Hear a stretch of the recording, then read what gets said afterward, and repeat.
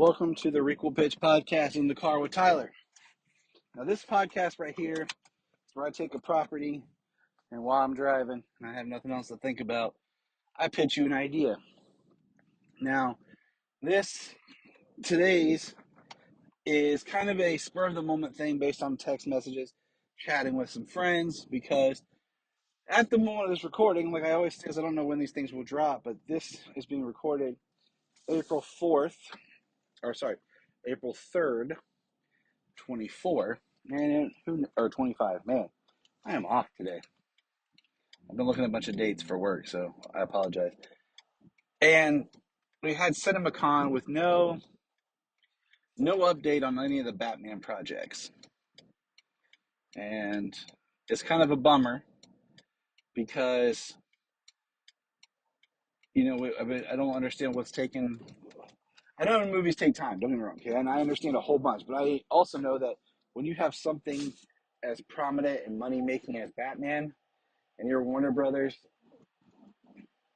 The Batman Part 2 is supposed to start filming, I guess, this year, late, I don't know, sometime in 25 for a 26 release or 27. I don't even know anymore. I don't. It's gotten ridiculous. Thinking about how the movie started, like in 2019, 2020, the first one. But then we have this Brave and the Bold, which I figure would be fast-tracked because you want to build up this new cinematic universe, right? And you're building it first with Superman, then Supergirl. That's great. But then after that, film-wise, not really sure what we're going to get directly related to the universe and when. A lot of kind of ifs, ands, and buts there. Things being worked on. But let's get back to Batman. So, chatting with my pal Brian Peters, what do we want in a Batman film? Now, I know what Brian would say, okay? Brian would straight up say he wants the gray and blue suit. And I'm just putting it out there for reference because I love Brian and that's what everything. But I can see that happening. Personally, I would do the gray and black. I still think the color combination of Affleck's suit is the best. It's the best between a realistic and a fantastical Batman. I think with Brave and the Bold, you have to lean a little bit more into the universe. Maybe pull some from Mark Waid's World's Finest. But as far as a suit, I still don't think the trunks would work. We haven't had Batman with trunks since Batman, the movie, 66, He's always been without it. I think putting trunks on Batman would be kind of weird because nobody's really used to it unless they're in the comics. I mean, they had it in the Arkham games. So there's that. But I just feel like live action wise, no. I would do more of a suit, less armored look for Batman. Long ears. And I'd also do some cool tricks and stuff with the cape, much like in the comics, with the way it pulls around him. It makes that silhouette. So the cape would be a practical and CGI because I would want to be able to replicate some of that comic book imagery. Now, we're not talking like the witch at the end of Wicked, growing cape, or Spawn for the, you older people in that film, where the cape is just ridiculously huge and massive and makes no sense. But that's kind of my look, first of all. Not bulky. He would be a fit Batman. But the suit, like, I like the way the new Superman suits looks in the sense of it looks like a suit. Like something you would put on more than being like a skin-tight, crafted mold. So something like that for Batman, I think would be neat. And of course, I wanted to look the suit like a suit, and then it'd be a little intimidating too. But I don't want him to look like a brawler. We've done that, and I don't know where it's finding the right tone. I think is key because Batman is a human. He doesn't have powers, so you want him to have armor and everything, but it's fantasy or whatever. So you can just put, yep, it's armor plated and it's cloth. One, Alfred is alive. It's key. You need your Alfred. I always use the joke. I think Jason Statham would be an awesome Alfred, just because you'd have an intimidation Alfred. But I do think an Alfred that could be active. I don't want old Alfred, like old, like Michael Goff style. I personally really like Jeremy Irons' Alfred because he felt like he's more like Bruce's companion, um, and could fight too. So I think that Alfred needs to look like he used to be part of something, going from the past history of the military.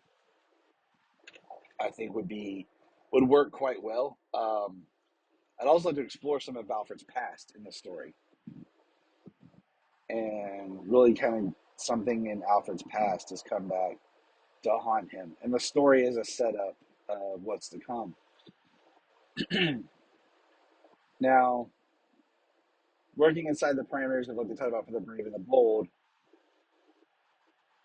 they want to do Damien. Okay, so if we're going to do Damien, this Batman needs to be in his late 30s. All right, he's been doing Batman for a little while, at least 10 years, so to speak. We already have Dick Grayson, who is Nightwing, and maybe even Tim Drake. Tim is uh, the story could be a story of Tim becoming Red Robin while Damian becomes Robin, so that you kind of get this idea of Robin in the film, and it is a very much Batman and Robin based story, but it's the idea of one Robin moving on and the progression of like life, of how sometimes you put away things when you grow up. Robin was not a character that really was able to grow. Robin was a character that got stopped and then represented Batman's sidekick. And I think that could be an angle. Or you could reference Tim being Red Robin and he's somewhere else, that he's went on his own, and Batman doesn't have a sidekick right now. I like the idea that the Bat family's already been established and it's out there, so that we don't. And if we want to tell origins, they're kind of used in flashbacks, or we kind of tell parts of it as we go along in the stories. Okay, I think Batgirl should exist as Oracle, but not in the wheelchair. I think that kind of like she is now, where she's using Oracle, but she can go out as Batgirl if she chooses. I really think that the father son dynamic is great because we haven't seen that in superhero cinema recently, or in a Batman film. Now I'm looking at Batman on film, okay? As an advocate of all things with these characters, I've watched the animated films, I've watched the series, but we have not explored that territory as Batman as a father. Sadly, we miss our opportunity to see Batman as really on screen as the stepfather, or father figure that we would have. Um, we have not had that opportunity either.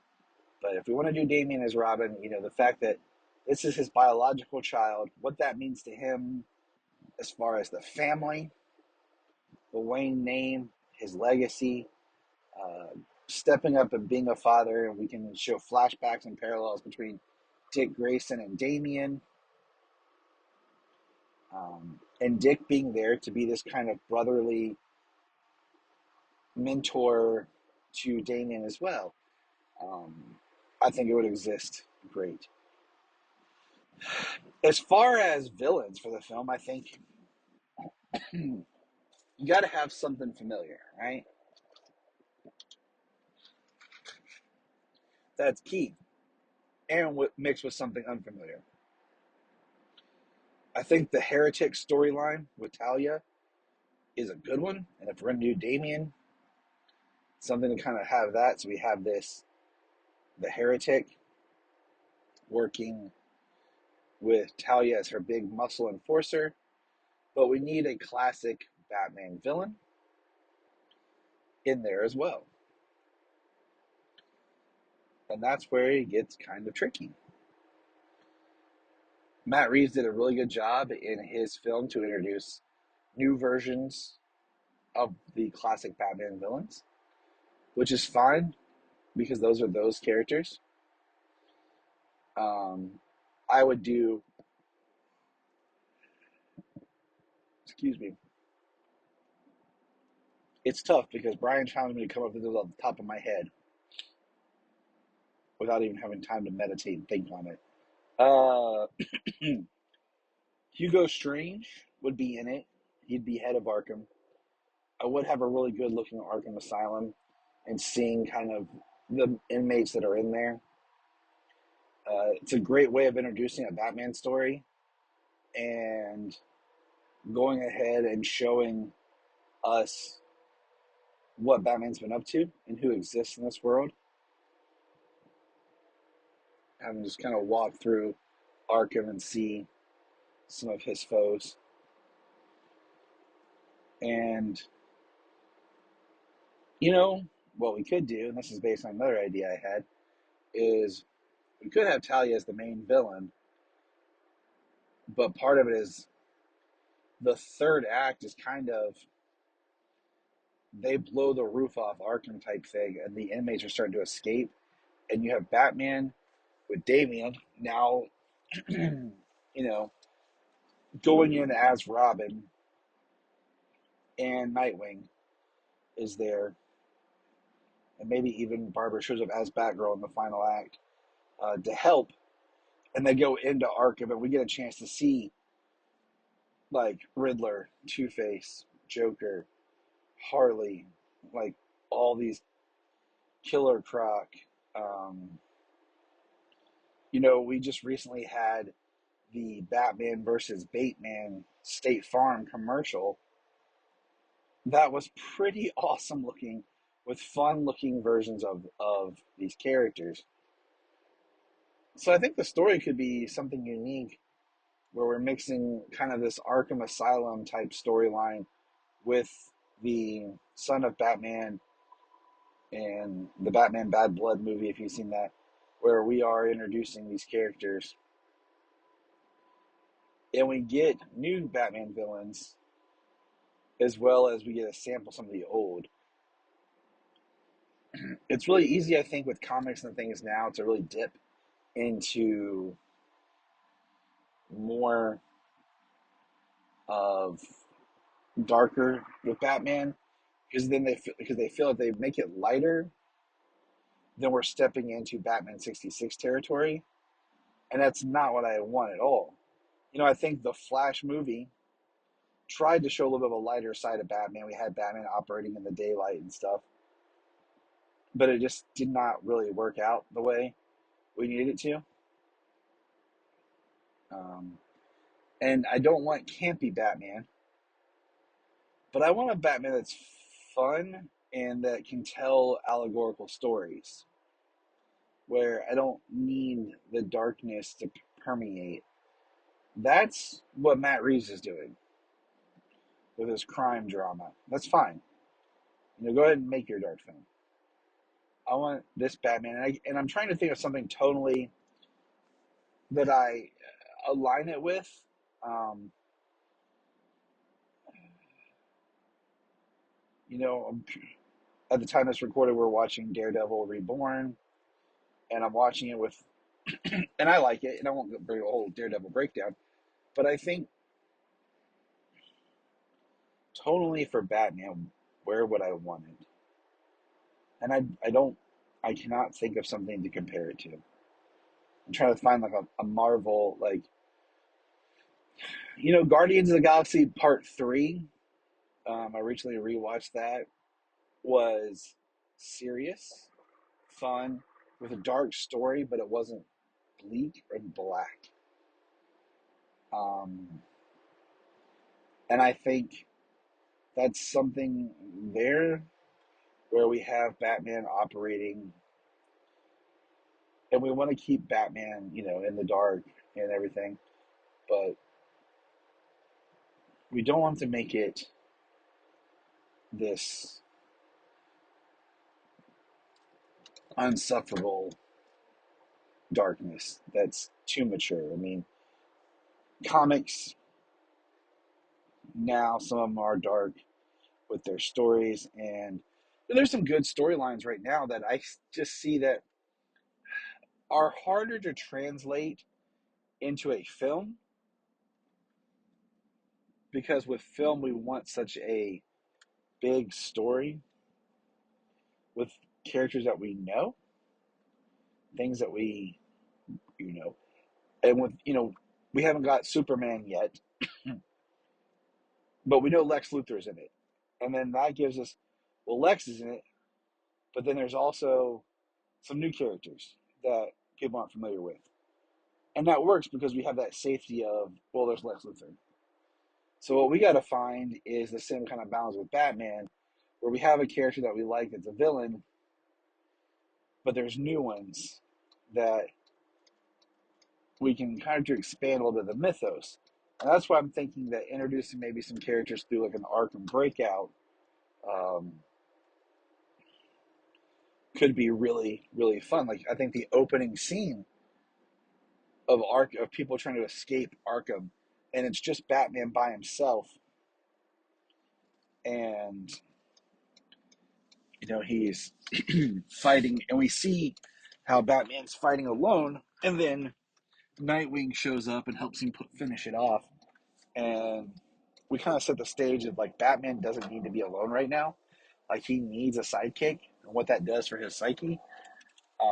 And Dick's there, and he's like, I'll hang around, and I'll be part of things, and I'll help you out, Bruce. And I think that could be a really powerful story. And I'm just workshopping this because I have a problem where I don't want to do the same thing that's already been done.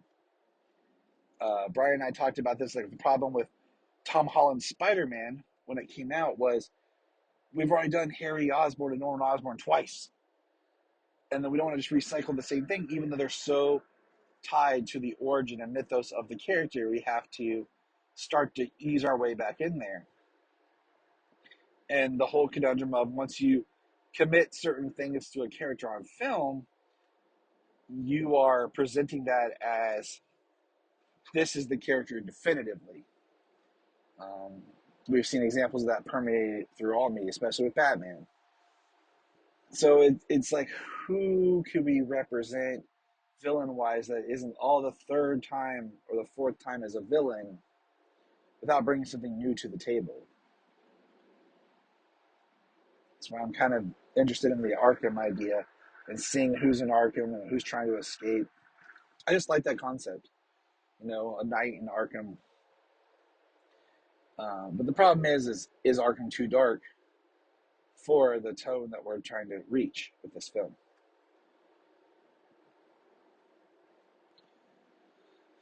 What's everyone's thoughts? Because I just know that I want a father-son relationship, and what can that look like? We're gonna have to have Talia and Ra's al Ghul in this, and like I said, the Heretic. I think that's all there. We just gotta kind of use some other Batman villains too. That's why having a opening scene, for all of its faults, I love the way the Amazing Spider-Man is bookended by the Rhino attacks. And I think having an opening scene of Batman stopping a classic Batman villain and locking them up in Arkham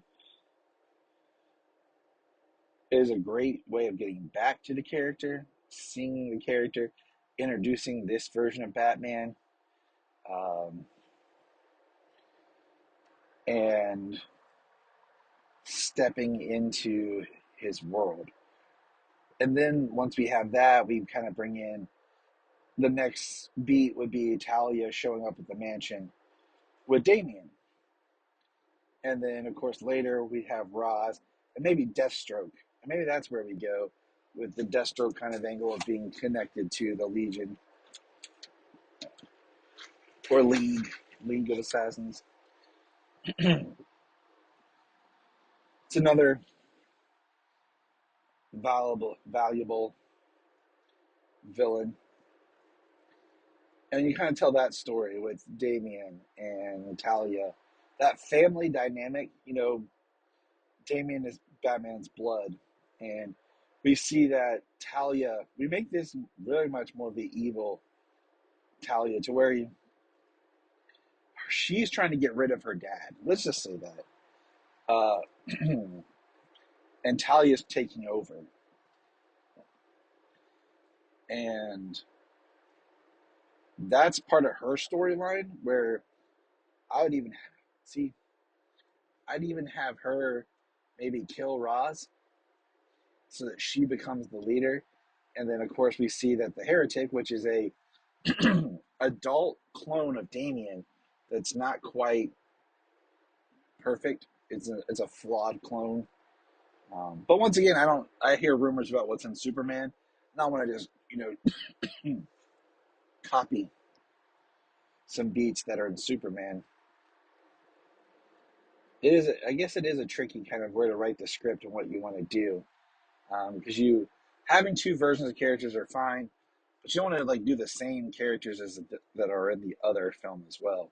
So it really does present itself a tricky situation.